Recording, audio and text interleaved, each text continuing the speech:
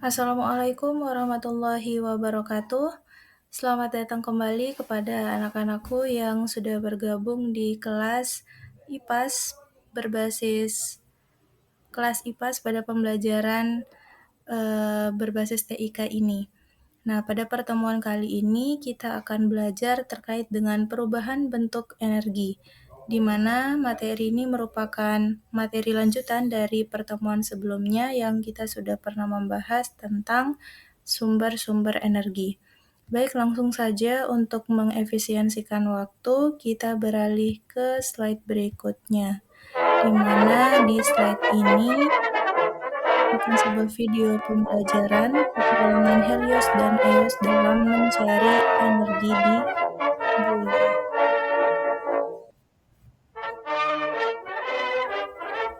Kapal alien Virgo, sang penjelajah galaksi, akhirnya menemukan bumi untuk mempelajari perubahan energi. Helios menjalankan misi ini sebagai kapten kapal dan ditemani asistennya Eos.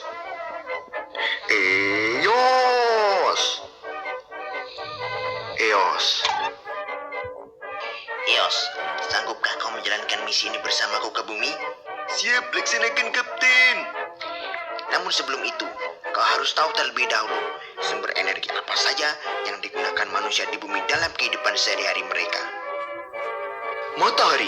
Matahari dimanfaatkan panas dan cahayanya untuk mengeringkan benda, bahkan untuk membangkitkan listrik. Air dimanfaatkan untuk dikonsumsi ataupun dimanfaatkan kekuatan arusnya untuk membangkitkan listrik. Angin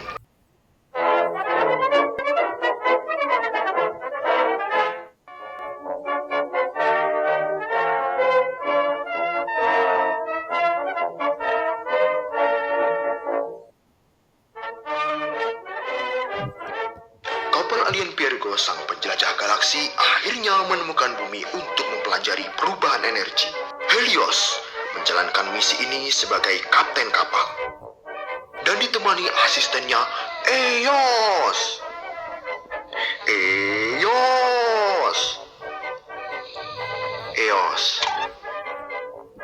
Eos, sanggupkah kau menjalankan misi ini bersamaku ke bumi? Siap, laksanakan kapten. Namun sebelum itu, kau harus tahu terlebih dahulu sumber energi apa saja yang digunakan manusia di bumi dalam kehidupan sehari-hari mereka. Matahari dimanfaatkan panas dan cahayanya untuk mengeringkan benda, bahkan untuk membangkitkan listrik. Air dimanfaatkan untuk dikonsumsi ataupun dimanfaatkan kekuatan arusnya untuk membangkitkan listrik. Angin dimanfaatkan untuk berlayar ataupun dimanfaatkan untuk membangkitkan listrik. Listrik dimanfaatkan untuk sumber daya dari berbagai macam barang elektronik. Minyak bumi dimanfaatkan sebagai bahan bakar dari kendaraan bermotor.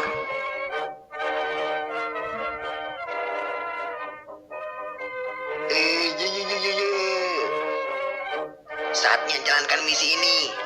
Gus, berangkat kapten.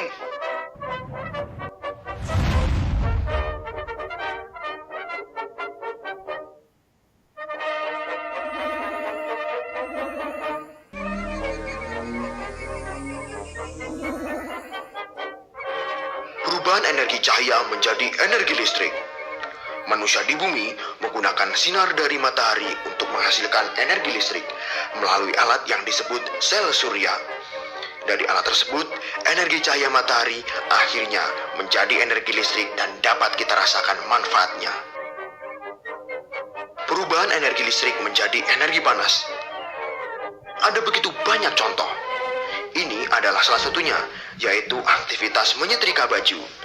Energi listrik membuat komponen setrika memanas dan kemudian dapat dimanfaatkan untuk merapikan baju. Dan ini adalah hasilnya.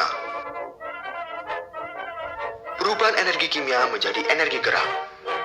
Kendaraan yang melaju di jalan adalah salah satu contohnya.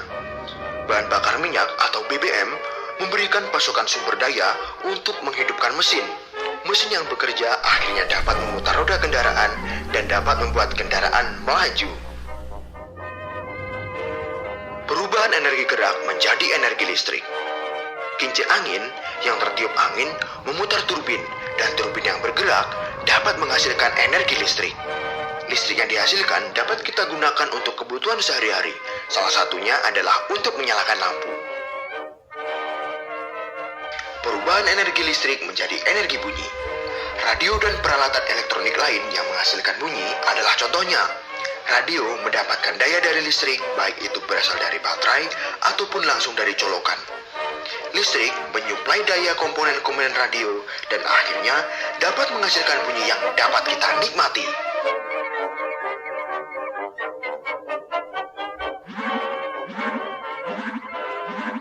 Alarm kapal Virgos telah berbunyi. Tanda misi kita di bumi telah usai. Mari kita bergegas ke planet berikutnya. Yos, ayo. Ayy, Kapten. Selamat tinggal bumi. Nah, itu dia tadi video pembelajaran terkait dengan sumber-sumber energi dan perubahan bentuk energi yang dapat dilakukan oleh benda-benda yang ada di sekitar kita. Nah, kalau kita tinjau balik, apa itu energi? Maka sebenarnya energi itu adalah suatu kemampuan yang dikandung oleh sebuah benda atau zat untuk melakukan sebuah pekerjaan atau aktivitas tertentu. Jadi, energi ini bisa dikatakan sebagai sebuah tenaga atau suatu tenaga seperti itu yang dimiliki oleh setiap benda, ibaratnya seperti tenaga yang dimiliki oleh setiap benda atau sebuah zat untuk melakukan atau untuk melakukan perubahan pekerjaan ataupun suatu aktivitas tertentu. Nah, energi itu sendiri memiliki hukum yang disebut dengan hukum kekekalan energi, di mana bunyi dari hukum kekekalan energi itu sendiri mengatakan bahwa energi tidak dapat diciptakan dan dimusnahkan. Namun, energi dapat berubah bentuk dari satu bentuk energi ke bentuk energi lainnya. Artinya bahwa energi itu sifatnya sudah ada secara mutlak di setiap zat atau benda-benda. Jadi energi itu tidak bisa diciptakan kembali ataupun dimusnahkan, dihilangkan seperti itu. Tapi energi itu bisa berubah bentuk dari satu bentuk energi ke bentuk energi lain. Nah, perubahan bentuk energi itulah yang perubahan bentuk energi itulah yang dinamakan dengan transformasi atau perubahan bentuk energi. Selanjutnya kita akan belajar tentang bentuk-bentuk energi itu sendiri. Nah, apa saja bentuk-bentuk energi yang sering kita temui di benda-benda di sekitar kita? Yang pertama itu ada namanya energi panas. Sesuai dengan namanya, energi panas artinya energi yang dihasilkan oleh benda-benda yang menghasilkan panas atau sumber energi panas. Contohnya, misalnya energi dari benda-benda seperti cahaya matahari, kemudian dari api, dan benda-benda lain yang dapat menghasilkan panas. Selanjutnya, selain adanya energi panas, juga terdapat energi kimia. Energi kimia ini adalah sebuah energi yang tersimpan dalam sebuah ikatan kimia antar atom atau molekul, di mana dapat dilepaskan atau diserap selama reaksi kimia. Nah, energi kimia itu bisa kita temukan pada saat kita makan. Ya, artinya bahwa energi kimia itu bisa ditemukan dalam bentuk makanan, dalam bentuk baterai, aki, dan benda-benda lainnya yang mengandung unsur ikatan kimia antar atom atau molekul. Selanjutnya, selain energi kimia juga ada namanya energi cahaya dan energi listrik. Energi cahaya dan energi listrik ini merupakan energi yang paling banyak dan sangat mudah untuk kita temui. Yang pertama, energi cahaya. Energi cahaya adalah energi yang dihasilkan oleh benda-benda yang dapat mengeluarkan cahaya. Misalnya benda-benda seperti lampu, senter, kemudian dan benda-benda lain yang dapat menghasilkan cahaya. Selanjutnya ada energi listrik. Nah, energi listrik ini adalah energi yang mengalirkan arus listrik pada suatu benda. Contohnya lampu tadi. Jadi lampu itu dia bukan hanya menghasilkan energi listrik tetapi juga energi cahaya. Kenapa dia bisa energi cahaya? Mohon maaf, energi listrik. Karena ketika lampu tersebut dialirkan atau stop kontaknya itu dialirkan seperti itu, maka dia akan menghasilkan arus listrik. Nah, ketika lampu tersebut dapat menghasilkan arus listrik, maka dia akan menghasilkan sebuah energi yang dinamakan dengan energi listrik. Selain itu juga ada handphone atau telepon genggam, telepon seluler, yang ketika dihubungkan dengan charger, kemudian juga ada televisi dan bentuk benda-benda elektronik lainnya. Selanjutnya ada energi gerak. Nah, energi gerak ini merupakan energi yang dihasilkan oleh benda-benda yang bergerak. Contohnya, misalnya seperti kincir air, kemudian kincir angin, kipas angin, dan benda-benda lain yang dapat melakukan pergerakan. Nah, di sini terdapat suatu model 3 dimensi, gambar 3 dimensi dari kincir air. Coba kita lihat videonya, apakah bisa dibuka?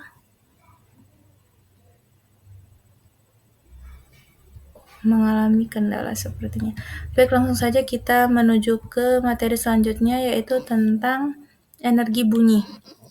Nah, sama halnya dengan energi lainnya, energi bunyi juga merupakan energi yang dihasilkan oleh benda-benda yang dapat mengeluarkan suara atau bunyi seperti alat musik, radio, gitar, seruling, dan lain sebagainya.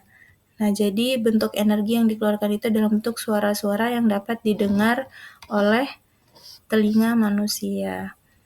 Selanjutnya ada energi potensial.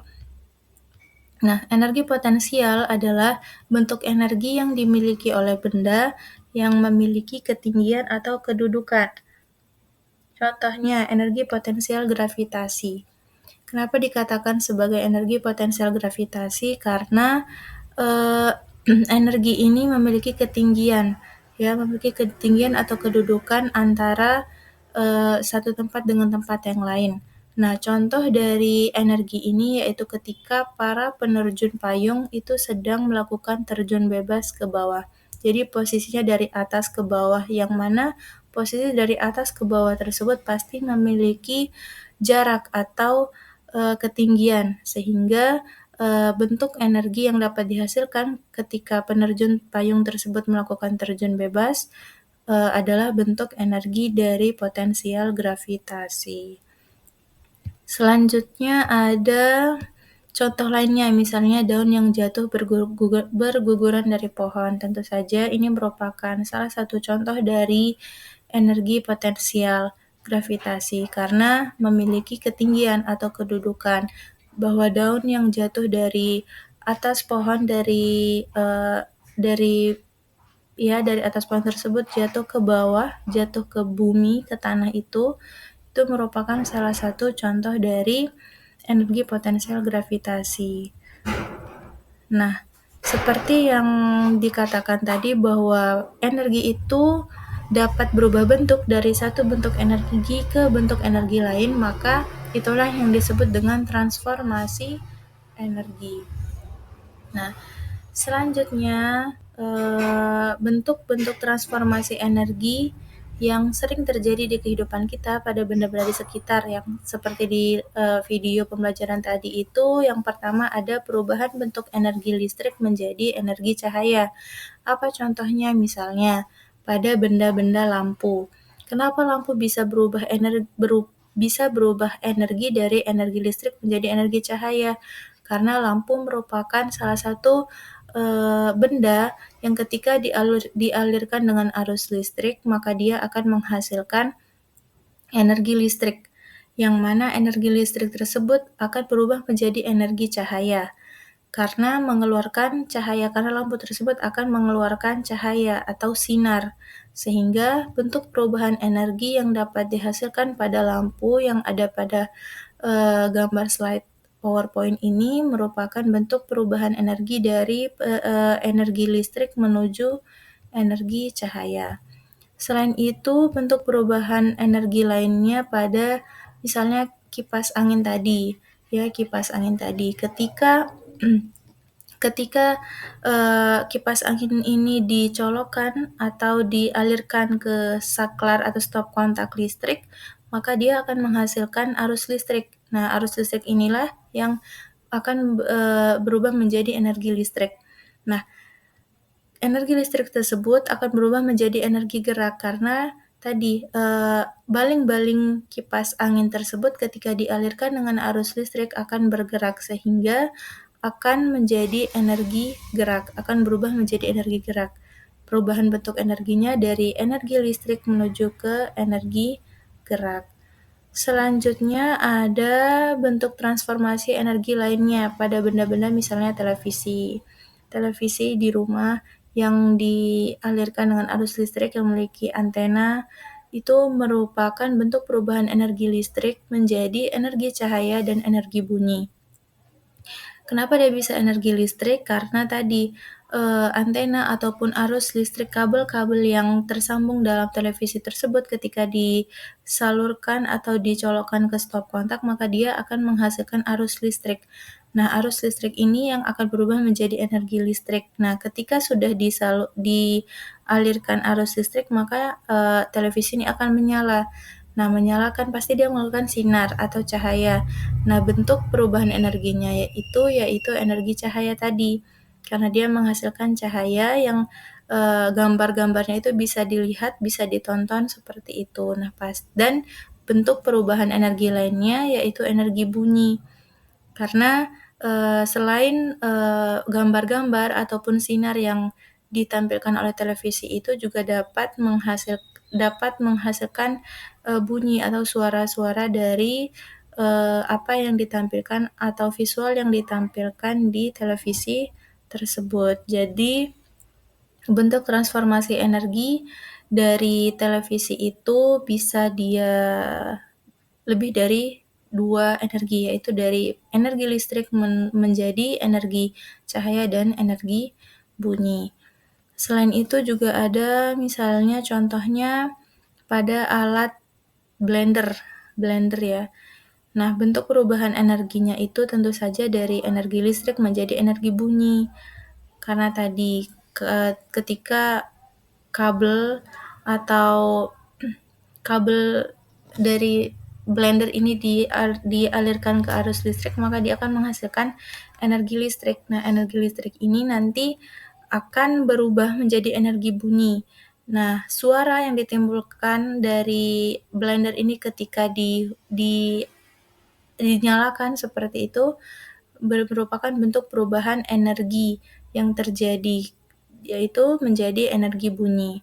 Selanjutnya ada senter, sama seperti lampu, senter ini juga akan menghasilkan energi cahaya.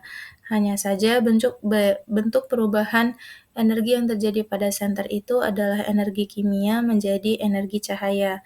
Energi kimia dihasilkan dari adanya baterai yang mengisi senter tersebut yang dapat menghasilkan cahaya ketika dinyalakan. Jadi bentuk perubahan energi dari senter itu adalah energi kimia menjadi energi cahaya. Nah, bentuk transformasi energi lainnya juga banyak ditemukan pada benda-benda di sekitar kita. Misalnya tadi pada panel surya.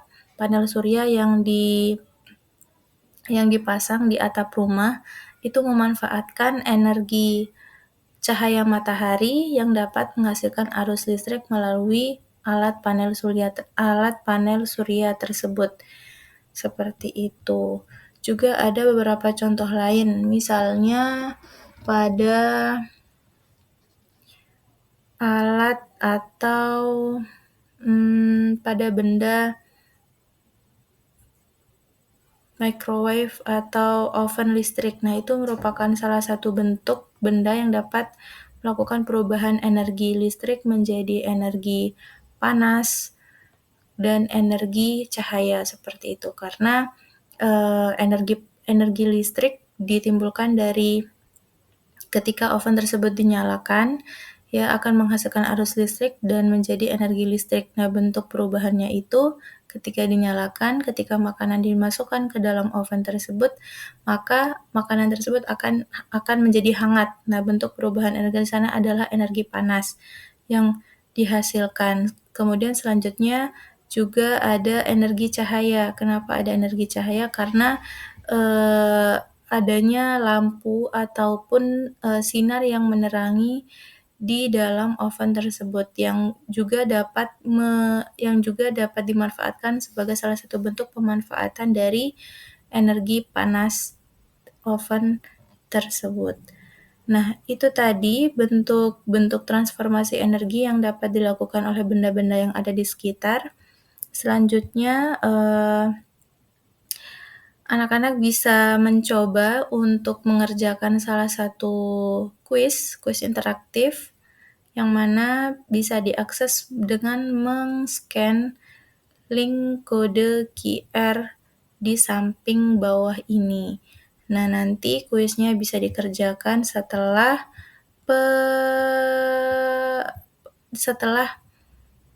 pengisian LKPD pembelajaran. Nah, sedangkan untuk link LKPD-nya juga dapat diakses melalui scan QR kode di bawah ini. Nah, itu tadi materi terkait dengan perubahan bentuk energi yang ada pada benda-benda di sekitar kita. Semoga dengan kita mempelajari materi ini, kita bisa lebih paham dan dapat memanfaatkan energi sebaik mungkin, karena energi tentu saja sangat bermanfaat untuk kehidupan manusia, terutama energi-energi yang sering kita jumpai di sekitar kita. Baik, sekian materi pada pertemuan kali ini. Semoga apa yang disampaikan dapat menjadi pengetahuan dan bermanfaat untuk kita semua. Terima kasih dan Assalamualaikum warahmatullahi wabarakatuh.